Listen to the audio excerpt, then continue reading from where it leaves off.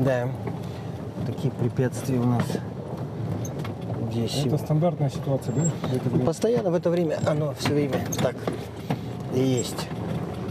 Такие вот заброды, называем их, где мы штурмуем реку. А мы решили поехать, потому что мы увидели, что тот проехал, да?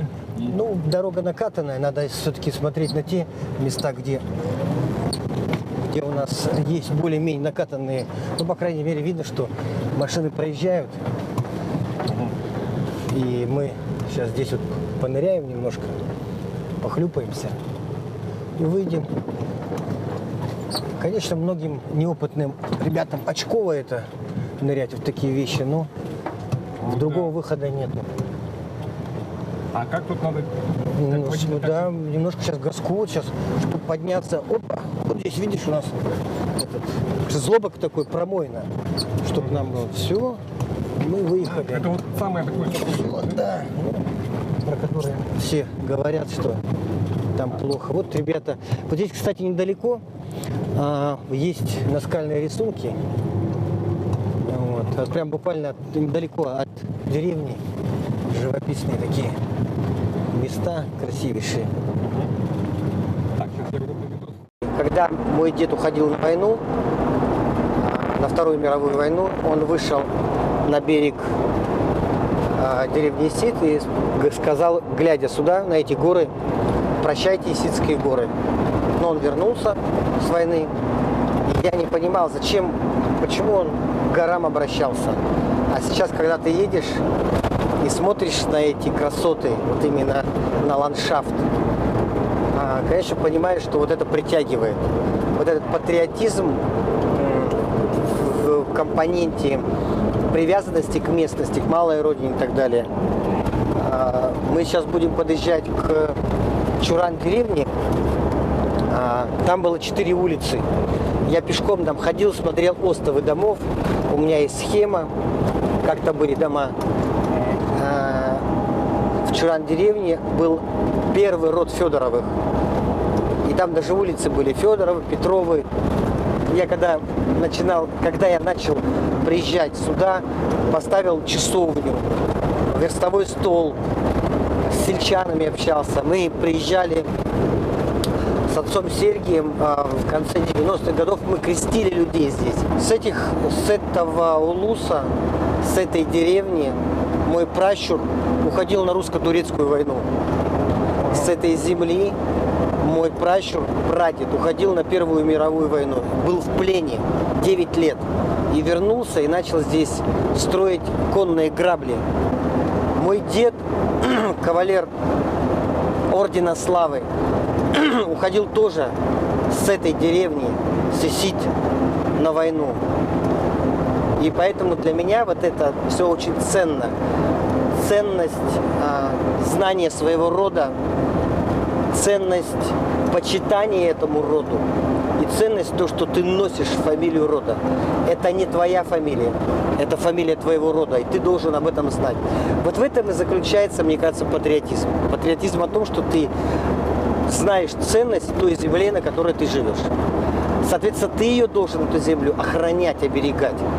Как в военном плане, соответственно, так и в плане экологии, освоения земель. Я не приемлю вот эти версии вахты, вывести людей и так далее. В свое время в Кылахе, в Алекме, мы перевозили с Кылаха людей на большую землю. Я тогда еще говорил, я был против.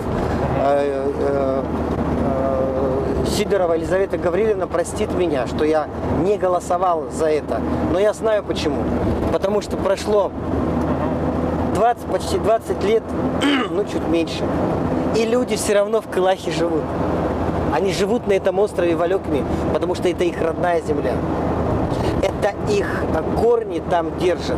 Потому что картинки, ландшафты, память, ментальность человека, она привязана к местности.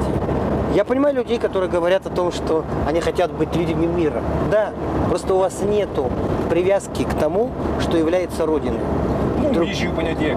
Я живу на планете Нельзя. Ну, живите, я рад за вас.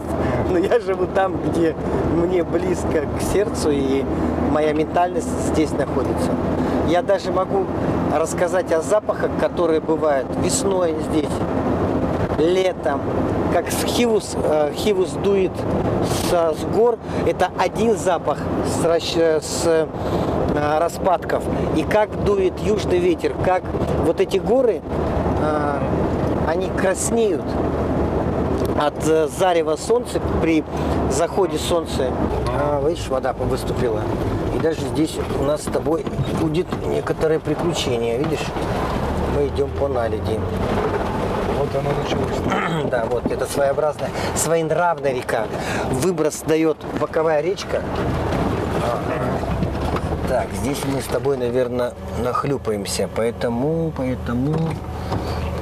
не хотелось бы, конечно, нам с тобой, ну-ка, давай-ка пониженную включим. Значит, там объезд по деревне ездит, наверное. Сейчас посмотрим. Не будем рисковать.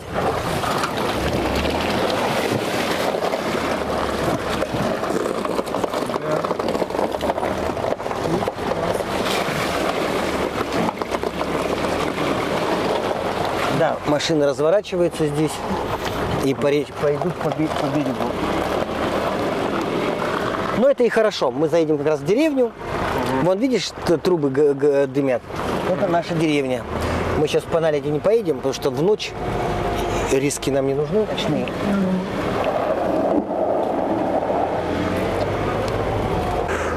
Что такое наледь? Наледь – это когда ты в нее въезжаешь, ну, по-русски впендяриваешься. Ты уже ничего не делаешь, потому что ждешь уже только помощи. Сам уже ты в ней. Здесь зацепиться не за что. У нас лебедка есть, у нас все есть, но тут зацепиться не за что. Поэтому вот эти вещи, особенно если ты в ночь, это многие говорят, да, давайте рисковать и так далее. Поверьте, человеку, который в этих наледях заработал себе неприятности со здоровьем, инструмент. Значит,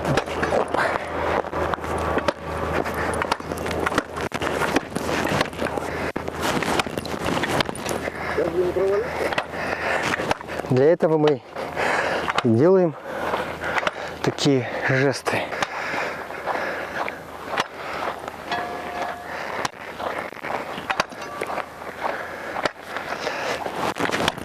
Очень так хлипко все, и лед такой, ну скажем, сантиметров 7 наледи, и там вот так в пол лопаты. Если рюхнемся, то, соответственно, мы не сможем заехать заново наверх. Значит, поэтому пойдем в объезд. Сейчас сдадим назад, развернемся, и там нырок есть на берег. И под берегом пройдем в деревню. Здесь недалеко. На вершинах поля были ржаные, овес сеяли, пшеница росла. Мои предки здесь саблями кочки сбивали, чтобы осваивать пойменные места. А это вот так мы едем в сторону Алекминска вдоль горки.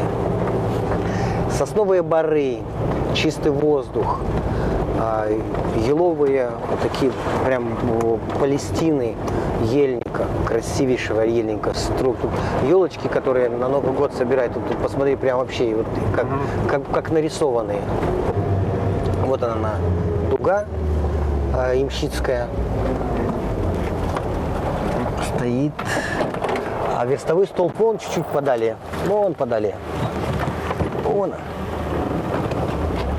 Там икона матери Феодоровской. Мне подарил ее владыка Герман в свое время. А это давно еще, в начале нулевых, да? Это в начале нулевых было. Это в память об Ямщицком тракте, в память о нашим предкам, о том, что освоение вот этих северных территорий в этой деревне, благодарность им, что они дали нам возможность развития, дали нам возможность быть, подарили нам жизнь. Это наши предки, это вознаменование русских старожил, которые осваивали среднее течение реки Лены.